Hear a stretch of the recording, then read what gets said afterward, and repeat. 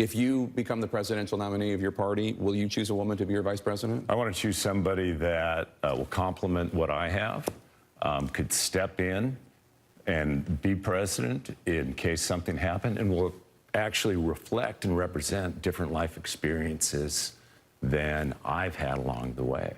A woman could certainly do that. Montana Governor 2020 contender Steve Bullock earlier today. And here's how one of the women on the trail, Senator Kamala Harris, feels about those discussions. Senator, are you sick of all the talk of how you'd be a perfect running mate?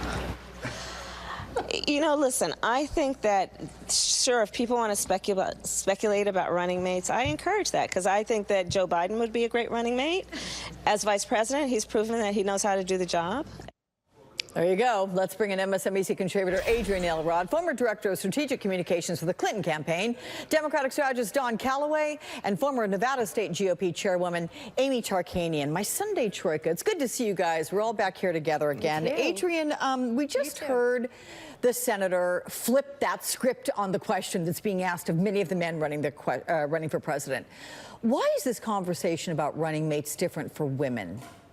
Well, you know, first of all, Alex, I thought Senator Harris did a wonderful job of sort of clapping back, injecting a little bit of humor into the question. But, you know, I have to wonder, why is she even getting these questions? Why is the speculation even coming forward about why a woman has to be the #2 to Joe Biden, who is currently leading in the polls? There's 20 other candidates at least who are polling underneath him. So why is the question coming to Senator Harris? You know, what do you think about being the nominee? We are so early in the race. We have not even started the first debate yet. A lot's going to change. I think it's very insulting. And frankly, I think it's indicative of where we are still as a society when it comes to accepting women as elected leaders, especially those who are running for the highest office in the land. What do you think, Don? Is there sexism there? And if it's not, what else could it be?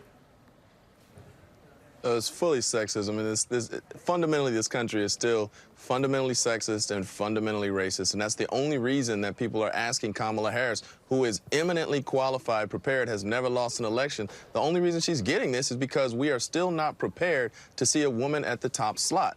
And let's be clear about this. Only one of the first 11 Democratic candidates was a straight white male. And now of the remaining 12 who've gotten in, 10 of them are straight white males. So what we've seen is a situation in which there's somewhere in the subconscious of the Democratic Party, folks think that we need a straight white male to come save the day from this president. And I fundamentally reject that. We need somebody who represents all of America and who can bring more people into the equation, particularly from a voting participation perspective. And I don't think that has to be a Joe Biden. I think Kamala Harris is eminently qualified, and she'd make a great nominee and a great president. All right. There's a mention of Joe Biden here. So what do you think, Amy, with regard to the way he held his kickoff rally yesterday, making that case for unity, painting President Trump as the divider in chief? Did you see a candidate there that is a threat to this president? He is a threat to a degree in as far as those who maybe aren't comfortable with President Trump's personality. Maybe they are happy with some of his policies, but it's the personality that rubs them the wrong way, where I think Joe Biden is very wisely capitalizing on that as trying to be somebody who is more of a statesman, who's more of a gentleman, if you will. Is it wishful thinking, though, that the entire party will become united and all of a sudden mind its P's and Q's and open up the door for each other and pat each other on the back? It's definitely wishful thinking. All right. Can I ask you, Adrienne and John, and have you answer first here, Adrienne? Is this all about what it appears right now, that Joe Biden is effectively running on electability? Does that work for him? You first, Adrienne. You know, Alex, it is, and I think, you know, he's going to lay out his campaign announcement. He's going to lay out some policies in the coming weeks. But I think Joe Biden is the one rare candidate in this race who can actually run on a message of electability. We see it in the polls time and time again.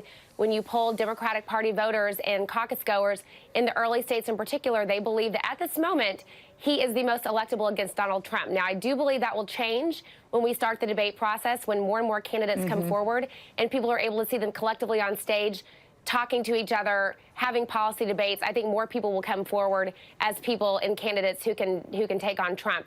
But right now, Joe Biden's doing exactly, if I was advising him, he's doing exactly what he should be doing. You agree, Don? Yeah, he's running on electability and also familiarity. Joe Biden's main cachet is his proximity to the most popular politician of our lifetime, Barack Obama. But I continue to challenge this notion of what does electability mean? And on some very subconscious level, electability means a square-jawed, heterosexual white guy. I reject that notion. I will till I'm done with this political game. Okay. Guys, unfortunately, I got to wrap right there. So that means, Amy, I'm starting with you next time. But good to see all three of you. All Thank right, you. sounds good. You too, Alex.